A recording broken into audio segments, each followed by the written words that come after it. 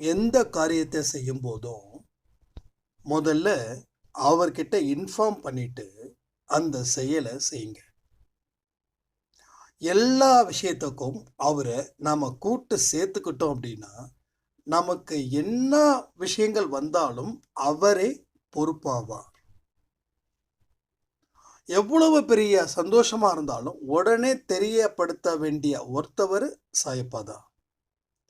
எவ்வளோ பெரிய கஷ்டங்கள் வந்தாலும் உடனே அவர்கிட்ட போய் சொல்லுங்க. மனுஷங்களை மறந்துடுங்க. சில இடத்துல மனுஷங்களை மறக்கிறது அவ்வளவு நல்லது, ரொம்ப புத்திசாலித்தனமும் கூட.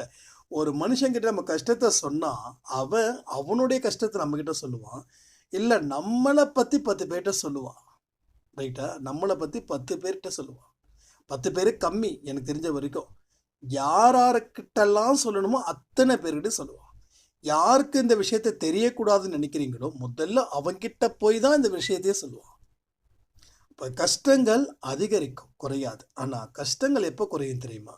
என்னைக்கு கடவுளை நம்பி நாம் பல விஷயத்தை சொல்கிறோமோ அன்னைக்கு நம்ம கஷ்டங்கள் 100% குறையும். ஸோ சந்தோஷமான வாழ்க்கையை நாம் சிறப்பாக வாழ்ந்துடுவோமே.